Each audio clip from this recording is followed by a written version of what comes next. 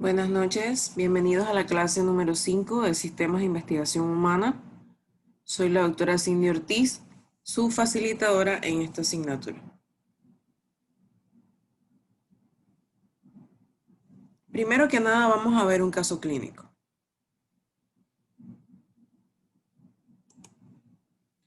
En 1979 se sentenció a muerte a Theodore Bundy, alias Ted, en Estados Unidos.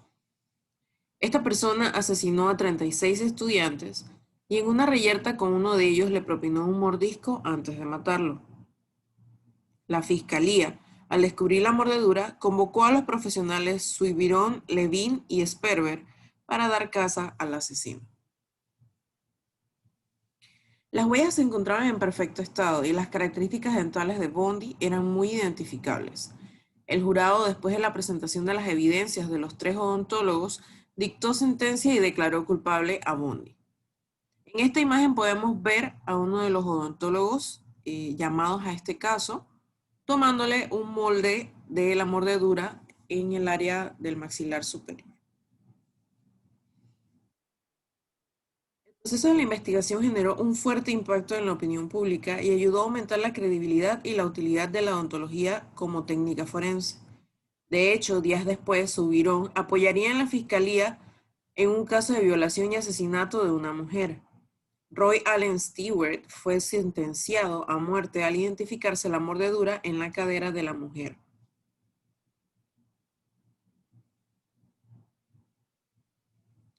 Aunque estos casos clínicos fueron muy llamativos a través de la historia de la odontología forense y de los sistemas de investigación humana, como pudimos ver en las charlas de la semana pasada, en la actualidad dentro del protocolo pericial ya no se incluye la toma de huellas de mordedura ni sus comparaciones por algunos errores que ocurrieron en el transcurso de su evolución.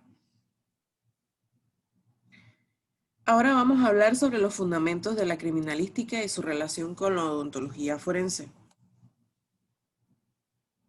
Primero que nada, recordemos que es necesario establecer la identidad, establecer si ya la persona o los restos tienen mayoría de edad, determinar la edad, el sexo y la raza, apoyar en la investigación y la identificación de restos en grandes catástrofes y también el estudio de las mordeduras. Recordemos que la identificación puede ser comparativa o reconstructiva. La comparativa va a incluir datos ante-mortem y los datos post-mortem para poder comparar el antes y el después y dar una identificación positiva. En cuanto a la identificación reconstructiva, se basa solamente en los datos post-mortem y es a partir de los restos óseos o de lo poco que se encuentre, sobre todo los dientes, donde vamos a lograr una identificación positiva. Las ciencias forenses son un aspecto multidisciplinario, es decir, cualquier ciencia que apoye o aporte a la administración de justicia y a la investigación forense se va a llamar una ciencia forense, ya sea biología forense, química forense, etcétera, etcétera. También vamos a encontrar horizontalidad de las opiniones. La odontología forense no debe estar ausente, considerándola una de las ramas de las ciencias forenses, y es digna de ser consultada porque ayuda a la Administración de Justicia y a los anatomopatólogos forenses o médicos forenses a la identificación humana y la determinación de los daños en la cavidad oral, ya sea secundarios a traumas o por efectos propios de la degradación del cuerpo.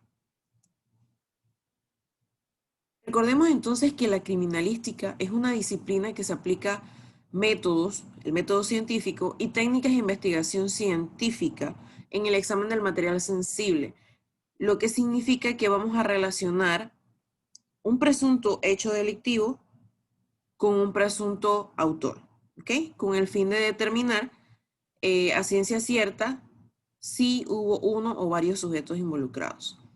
Mientras que la odontología forense es una de las ramas de la ciencia de la odontología que trata las estructuras dentales y sus anexos desde el punto de vista de la administración de justicia y en beneficio de la sociedad. Entonces, la odontología forense, ¿qué es lo que nos va a ayudar a hacer? Primero que nada, identificar quién es o quién era, determinar el origen del acto delictivo y si éste ocasionó daños a la cavidad oral y si éste pudo haber sido la causa de muerte. Y eso nos lleva al siguiente punto. La odontología forense nos colabora o nos ayuda a determinar la causa o origen de la muerte, de dónde es la persona, su edad o raza, nos ayuda a dictaminar el probable victimario, nos ayuda en los trámites de personas abandonadas o en las adopciones, nos ayuda a determinar si estamos ante el síndrome del niño maltratado, como hablamos la semana pasada, y también en la detección de otros delitos, como por ejemplo los de tipo sexual.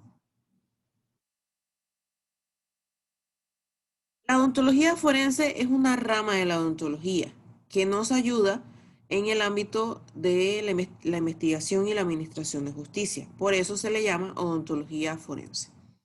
Tiene mucha responsabilidad judicial, tiene ciertas funciones específicas y otras que ya han dejado de hacer, como les mencioné al inicio de la clase. Tiene muy poco apoyo en la República de Panamá. Nos ayuda a determinar la identidad de las personas muertas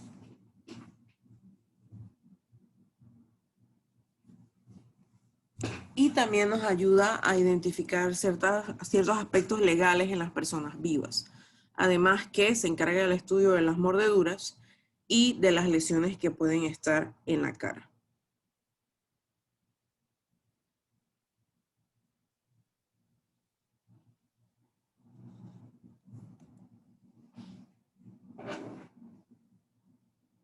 En cuanto al fundamento jurídico y ético de la peritación en odontología forense, recordemos que existe la Ley 50 del 2006, que es la que creó el Instituto de Medicina Legal y Ciencias Forenses a partir de la antigua policía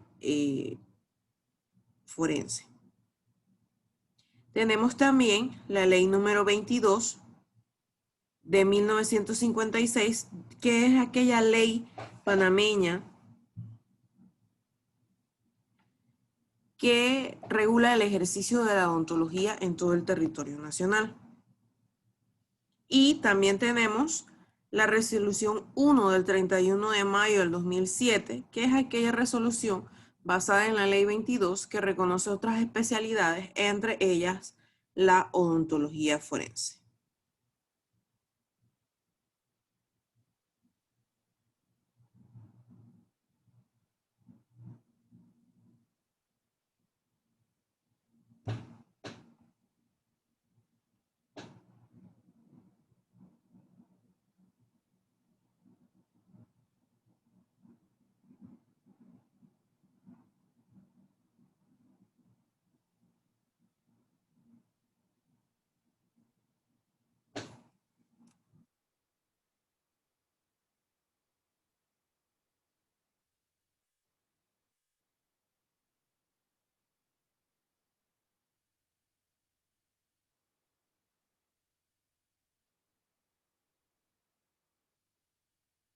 Bien, ahora vamos a hablar sobre la responsabilidad profesional y los derechos humanos en la odontología forense. En aquellos casos de responsabilidad profesional, recordemos que este tipo de dictamen es semejante al de las lesiones verbales, con la característica de que el sindicado es un profesional de odontología. Entonces, es decir, que se incluye dentro del aspecto de la malpraxis.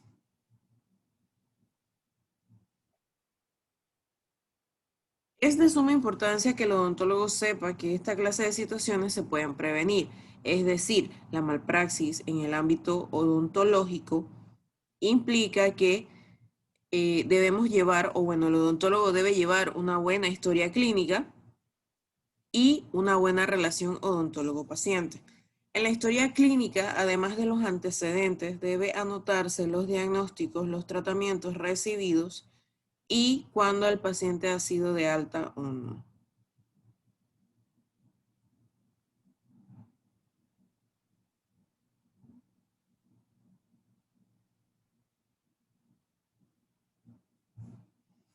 imprescindible concientizar al profesional de que cuando va a iniciar un tratamiento debe consignarlo en el expediente del paciente y debe consignar que este paciente ha dado su consentimiento para que se le realice este procedimiento.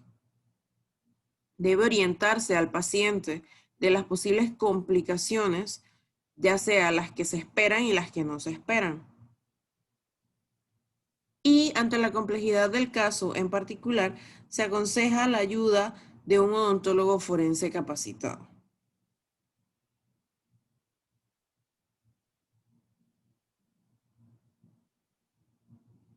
Para una adecuada evaluación, es decir, para investigar adecuadamente la malpraxis en odontología, debemos contar con un examen clínico y aquellos dictámenes anteriores o historiales anteriores. También recordar que la historia clínica odontológica, en donde se registra el diagnóstico, el pronóstico, los planes de tratamiento, la evolución del paciente, y también debemos anexar radiografías, moldeados y resultados de exámenes complementarios. También requerimos el expediente dental para un mejor conocimiento del caso y también las declaraciones que se están dando. Debe existir un cuestionario específico de la autoridad con el fin de resolver sus inquietudes. Es decir, la autoridad debe presentar un informe solicitando la ayuda, en este caso en particular, y de ser posible enumerar las dudas que tiene respecto al caso.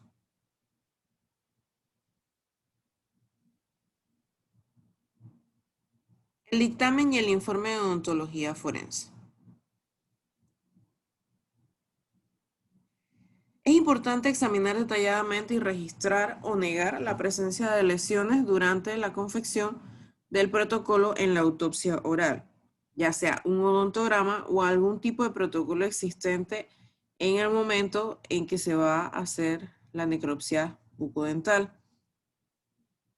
Hay que tener en cuenta todas las características de los dientes, su tamaño, su color, su forma, si hay algún trauma en el diente reciente, si fue manipulado, si se sospecha que se manipularon los fragmentos, si hay piezas fracturadas y también identificar las restauraciones.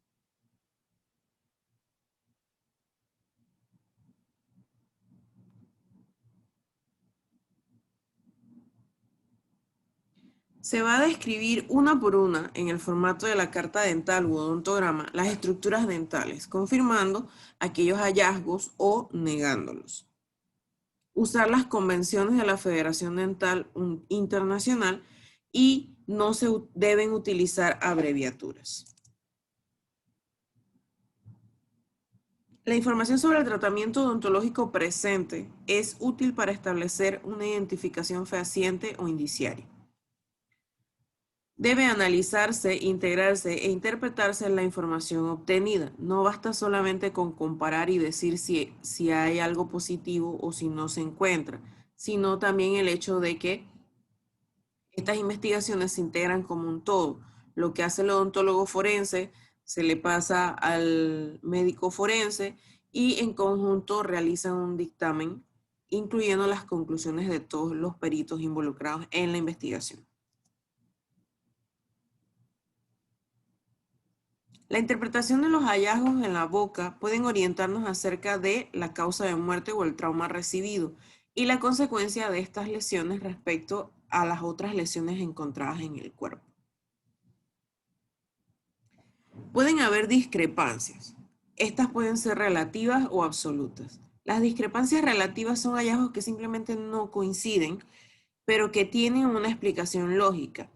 Es decir, si yo voy a utilizar radiografías panorámicas utilizadas antes de un tratamiento ortodóntico o alguna reparación con endodoncia, obviamente esa placa o esa radiografía no me va a funcionar para compararla con una radiografía post-mortem. ¿Por qué?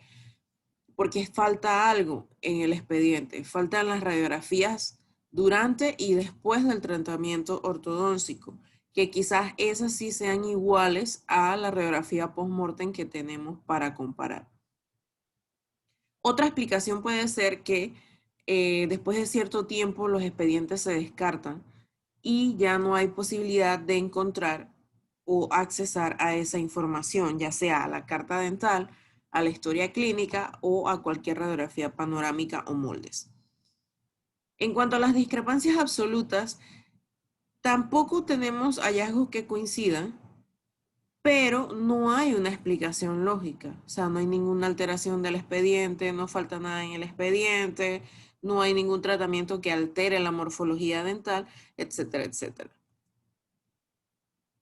En cuanto a las coincidencias, también son absolutas y relativas. Las absolutas son coincidencias poco frecuentes. Por ejemplo, las características de una prótesis. Recordemos que las prótesis son aparatos que se colocan en la boca y que son únicos para cada persona.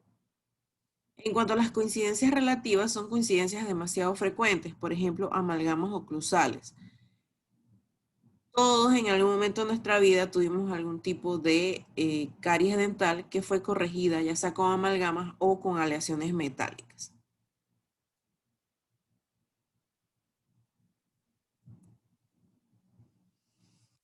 Recordemos entonces que luego de un estudio odontológico forense, podemos tener una identificación positiva, podemos tener una identificación positiva con el apoyo de radiografías, podemos tener una identificación consistente, podemos tener identificaciones negativas o que son excluyentes y podemos tener conclusiones que indican que no se ha identificado a la persona por no contar con los elementos necesarios para dictaminar que corresponda o que no corresponda.